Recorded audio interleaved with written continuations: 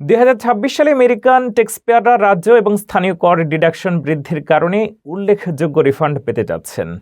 পূর্বে $১০,০০০ পর্যন্ত সীমাবদ্ধ এই ডিডাকশন এখন $৪০,০০০ পর্যন্ত বাড়ানো হয়েছে। এর ফলে মধ্যবিত্ত পরিবারের জন্য কমপক্ষে $১,০০০ অতিরিক্ত রিফান্ডের সম্ভাবনা রয়েছে। নতুন নিয়ম অনুযায়ী এই সুবিধা পাওয়ার জন্য ট্যাক্সপেয়ারদের আইটেমাইজড ডিডাকশন বেছে নিতে হবে। $৬০,০০০ থেকে $৪ লক্ষ বার্ষিক আয়ের পরিবারের সবচেয়ে বেশি সুবিধা পাচ্ছেন। $৫ লক্ষ বেশি আয়ের ক্ষেত্রে ধাপে ধাপে সুবিধা কমতে শুরু করবে। এছাড়াও ৯টি রাজ্য এই বছরের শুরুতে ব্যক্তিগত আয় কর হ্রাস করেছে। এই সংমিশ্রিত পরিবর্তনগুলো ফেডারেল এবং রাজ্য উভয় ক্ষেত্রে মধ্যবিত্ত উপমধ্যবিত্তের অর্থনৈতিক সুবিধা বাড়াবে। বিশেষজ্ঞরা বলছেন ২০২৬ সালের এই ট্যাক্স সিজন মধ্যবিত্তের জন্য ইতিহাস সৃষ্ট রিফান্ড সিজন হতে যাচ্ছে।